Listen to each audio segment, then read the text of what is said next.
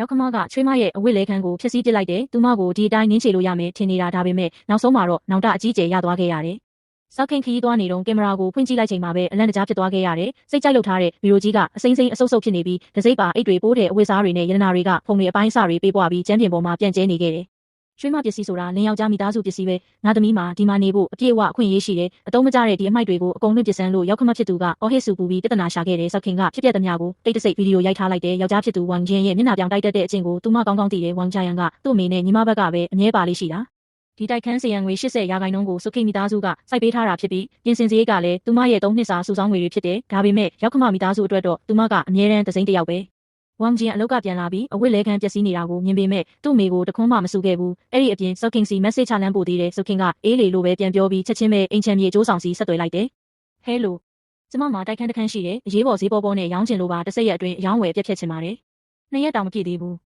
ရောင်းမဖြစ်သူဝမ်ဖန်ကဘာမှမဖြစ်တယ်လို့အိမ်ပေါ်တက်လာပြီးမှန်တင်ကုန်ကိုတိမ့်ပိုက်လိုက်တယ်။အလှကုန်တွေကိုခွင့်မပြုဘဲသုံးတယ်။ရွှေဆွဲကြိုးတွေငွေလက်ကောက်တွေကိုစီးမဲ့ကမ်းမဲ့ပစ်ထားပြီးလက်ကောက်တကွင်းပျောက်သွားတာကိုတောင်ဂယုမဆိုင်ဘူး။သဘောမကျဘူးဆိုပြီးစခင်ရဲ့ကက်ရှ်မီယာကုတ်အင်ဂျီကိုကတ်ကြီးနဲ့ညှက်ပြီးအမိုက်ပုံနဲ့လွှင့်ပစ်လိုက်တယ်။ဒါကိုတာမန်ကိစ္စလို့သဘောထားနေတာ။စောက်ခင်ကကင်မရာကနေအကုန်လုံးကိုအထင်ရှားမြင်နေရတယ်။ဗီဒီယိုတွေကိုတိတ်တဆိတ်သိမ်းဆည်းပြီးဝယ်ယူခဲ့တဲ့ဘေစာရွက်တွေကိုအကုန်ပြင်ဆင်လိုက်တယ်ပြီးတော့ဝင်းဖန်ရဲ့ကုမ္ပဏီစီဆက်သွယ်ပြီးသူမကအလုပ်ပြင်းတဲ့အပြင်လုပ်ပေါ်ကိုင်ဘက်တွေနဲ့ပြဿနာရှာတဲ့ကြောင်းတက်တွေကိုအမည်မဖော်ဘဲပို့လိုက်တယ်။စောက်ခင်ဘာမှတုံ့ပြန်မှုမရှိတာကိုမြင်တော့ရောက်ခမကသူမကိုအနိုင်ကျင့်ရလွယ်တဲ့ထင်နဲ့ပိုပြီးအတင်ရဲလာတယ်။နေတိုင်းဝင်ကြရန်ကိုဆွဲခေါ်ပြီးအကြံစီတွေထုတ်တော့တာပဲ။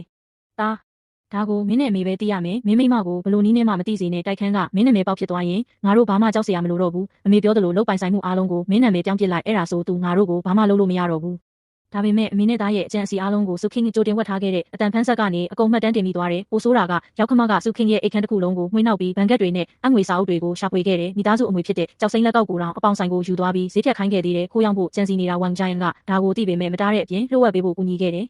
မင်းအိမ်အောင်ကြပြီးပြီဆိုတော့ငါမိသားစုဝင်ပဲငါအမေကမင်းပတ်စံတဲ့ပစ္စည်းကိုသုံးတာဘာဖြစ်လဲ။စက်ခင်ဘာမှပြန်မပြောဘဲတက်တွေကိုပဲအေးအေးဆေးဆေးဆက်ဆူဆောင်နေခဲ့တယ်။အိမ်ချမ်းမြေအကျိုးဆောင်တွေအိမ်ပြင်နဲ့အလုပ်သမားတွေနဲ့ဆက်သွယ်ပြီးငွေပေးချေမှုမှတ်တမ်းတွေလွှဲပြောင်းမှုမှတ်တမ်းတွေကိုပြင်ဆင်ခဲ့တယ်။အိမ်နီးနားချင်းတွေကိုလည်းတက်တွေအဖြစ်ကူညီပေးဖို့နဲ့ဓာတ်ပုံရိုက်ပေးဖို့တောင်းဆိုထားလိုက်တယ်။ရက်အနေငယ်အကြာမှာဝင်းဖိုင်ကစုခင်ရဲ့မင်္ဂလာမွေးရာကအိမ်လုံးနယ်ဆိုပြီးမွေးရာအစ်ကိုအိမ်ပြင်ထုတ်ပစ်လိုက်တယ်ပြီးတော့သူမရဲ့မာရဲမွေးရာကိုအစားထိုးလိုက်တယ်။စုခင်ရဲ့မင်္ဂလာပစ္စည်းတွေကိုလည်းစင်ကြံလန်းထဲမှာရှုပ်ပွားနေအောင်ပစ်ထားခဲ့တယ်။စုခင်ကဝမ်ဂျာယန်ကိုဖုန်းဆက်ပြီးရှင်းပြခိုင်းတော့သူကပဲပြန်ပစ်တင်တယ်။မင်းကလည်းပုံကြီးချဲလိုက်တာငါညီမကိုတတ်မဲ့နှိမ့်ဆက်ချင်လို့လုပ်နေတာမလား။တစ်ဆက်ရက်ပြည့်တဲ့အခါမှာတော့စက်ခင်ကအထုပ်ပိုးတွေနဲ့အိမ်ပြန်လာပြီးတကားဖွင့်လိုက်တဲ့ကျန်းပြင်ပေါ်မှာအမိုက်တွေပြည့်နေပြီးဝမ်ဖိုင်ကတော့ပိုးညအင်ဂျီဝတ်လို့ဆိုဖာပေါ်မှာလှည့်ပြီးဖုန်းကစားနေတဲ့ရောက်ခမကဘေးမှာအစိတ်မုံစားနေပြီးဝမ်ဂျီယန်ကတော့သူ့ညီမအတွက်တစ်တီးဆေးပေးနေတယ်ဘယ်သူမှသူမကိုဂယုမဆိုင်ကြဘူး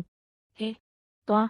းဟင်းချက်တော့မင်းညီမကဝက်သားနဲ့ကြိုက်တာမြန်လို့ဒီတိုက်ခန်းကစောစီးစီးဝိုင်မိသားစုပိုင်ဖြစ်လာမှနင်းဝင်မစော့ဖက်နဲ့စက်ခင်ကသူတို့ကိုဂယုမဆိုင်ပဲအယောင်းဝယ်စာချုပ်နဲ့ငွေလွှဲပြေစာကိုစပွဲပေါ်ပြင်းပြင်းထန်ထန်ရိုက်ချလိုက်တယ်တိုက်ခန်းကရောင်းလိုက်ပြီးဝယ်တဲ့သူကမနှက်ဖြန်လာမှနင်တို့အားလုံးဒီညပဲဆင်းပေးရမယ်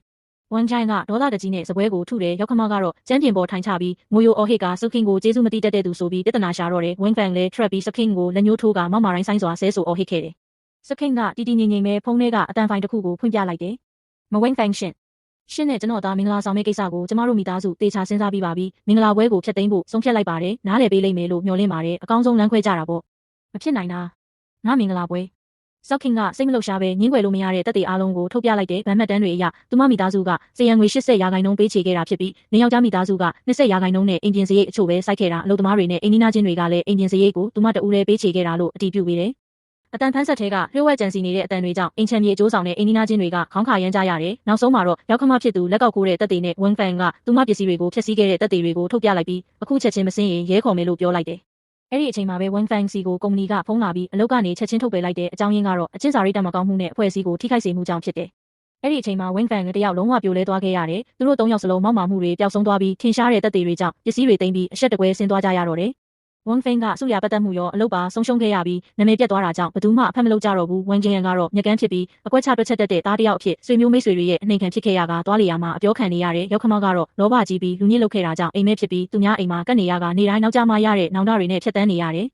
စောက်ခင်ကတော့အိမ်ရောင်းရငွေကိုယူပြီးသူမတယောက်ထဲပိုင်တဲ့တိုက်ခန်းအသေးလေးတစ်ခန်းကိုလက်ငင်းငွေချေစနစ်နဲ့ဝယ်လိုက်တယ်အဲ့ဒီအစိတ်အတောက်ဖြစ်စေတဲ့လင်းယောက်ျားမိသားစုနဲ့ဝေးရာကိုထွက်ခွာပြီးအေးချမ်းစတင်နေထိုင်ခဲ့တယ်သူမနောက်ဆုံးတော့နားလည်သွားခဲ့ပြီလူကောင်းဖြစ်ခြင်းဆိုတာအနိုင်ကျင့်ခံရဖို့မဟုတ်ဘူးနူးညံ့တဲ့နှလုံးသားမှာလည်းပြတ်သားတဲ့ဇယိုက်ရှိဖို့လိုအပ်တဲ့အကန့်အသတ်မရှိအလျှော့ပေးနေခြင်းကသူတစ်ပါးကိုပိုပြီးအခွင့်ကောင်းယူရုံပဲရှိစေလိမ့်မယ်အတ္တကြီးပြီးကျေးဇူးမတိတဲ့သူတွေနဲ့ကြုံလာရင်အားလုံးကိုတီးခံနေစရာမလိုဘူးမိမိရဲ့စည်းပေါင်နဲ့အခွင့်အရေးကိုကာကွယ်မှသာအေးချမ်းစွာနေထိုင်နိုင်မှာဖြစ်တယ်